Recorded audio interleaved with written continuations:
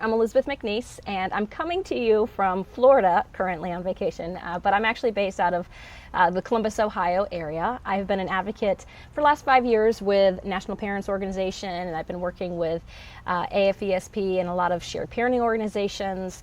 I also produced the We the Parents movie that's out on YouTube now, if you want to go watch that for free.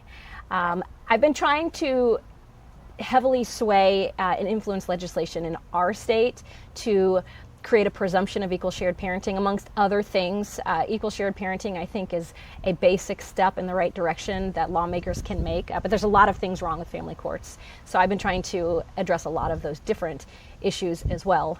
But I've been working at the State House in Ohio for 5 years now.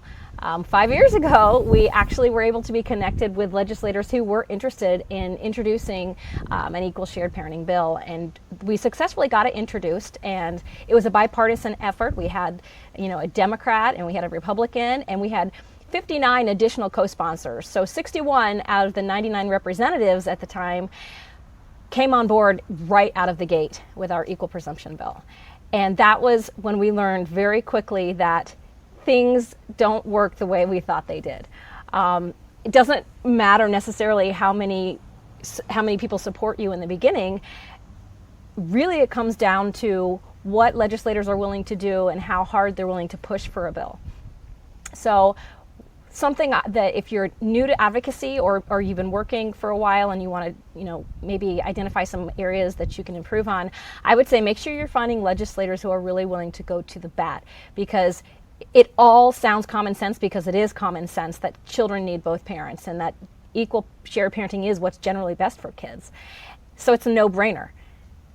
But the opposition that we have for implementing these types of change is very, very powerful. And I think we see it across the board in all states. It tends to be the same opponents. You have the Bar Association and you have the judges, typically, who will come out very strong in opposition. Sometimes some domestic violence groups do as well. It just depends on the language of the bill and how they're connected to the Bar Association and the judges, and I'll talk about that a little bit. Also, how relationships really impact what happens.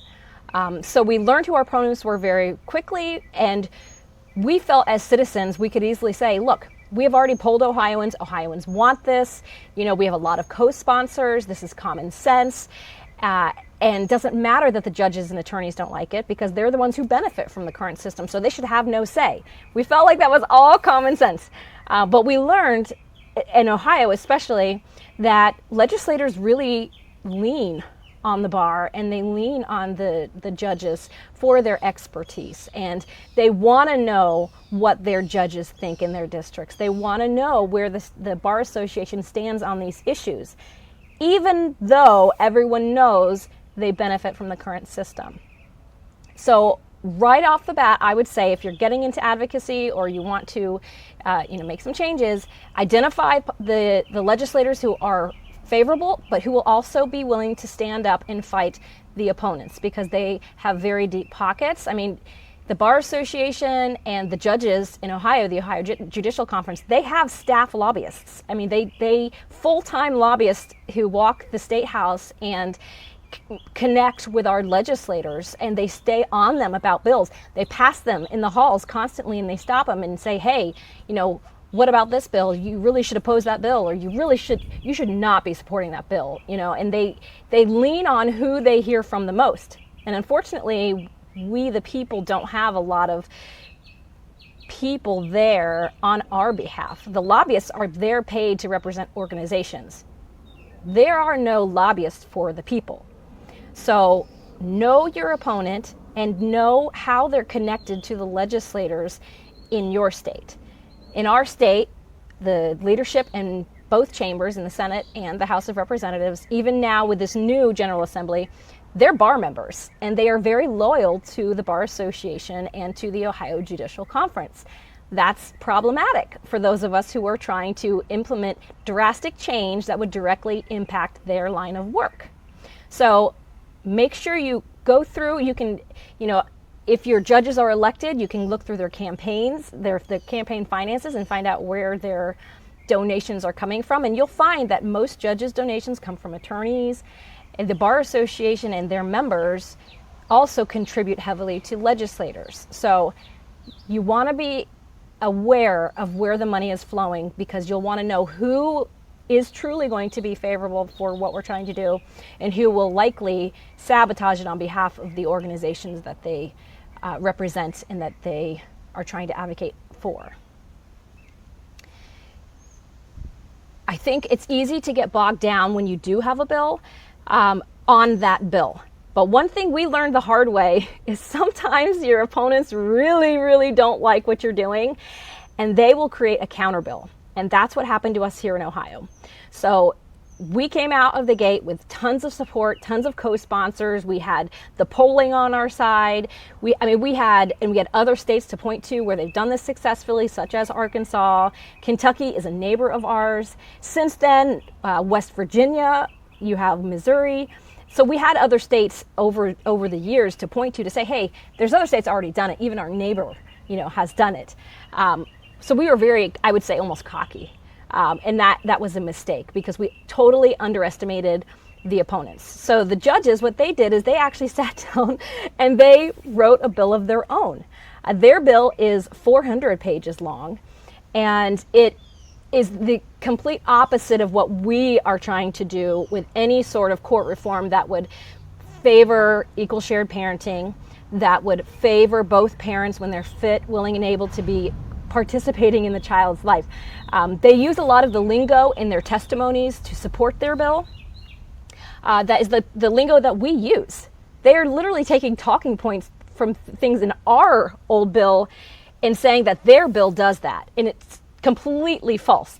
So they've created a bill completely in opposition to our bill to counter our bill. They got it introduced by two family law attorneys, both in leadership positions in the Senate. It's called Senate Bill 174, if you want to look it up. And then in their testimonies, they completely mislead the legislators on what's actually in there. So again, it goes back to knowing and understanding the opposition and understanding the tactics they're going to use, so you're not blindsided. Because if you're so focused on your one bill, you might completely miss opponent bills that are coming in to sabotage your efforts. And theirs is a big one, but it could be a small one. There's Caden's Law. There's a lot of other small bills that are trying to be squeezed in that directly also go against what we're trying to do. Again, it's been 5 years since I've been working in Ohio. I've created a lot of relationships. Some of them not so great, I'll be honest. There's some legislators who just don't want to talk to me. And that's because they're very loyal to the bar, and my reputation has preceded me. So in that situation, all I can do is know that I have done everything I can to be honest and open and respectful. We always invited opposition into our interested parties meetings during our bill. They've never once done that with their bill. They've never returned that favor. But we've always done things the right way, I would say, trying to come to the table, trying to, appease them, in ways, even compromising some language in our bill just to get them to back off. And it never worked. They never changed their mind, and they dug their heels in further. So I would say always take the high road if you can. Keep those relationships and keep going, because the next General Assembly, builds on the one before. So we may not have a bill right now. Now we're focused on defeating the opponent bill. But next GA, it'll be a whole new leadership. We'll have new people in the State House, and we'll go again. So relationships, knowing your opponents, taking the high road, and being really smart about the approach that you use, and not being distracted, because there's lots of ways that the opponents can sabotage what we're trying to do. So I don't know if that's going to be helpful for anyone. I hope it is.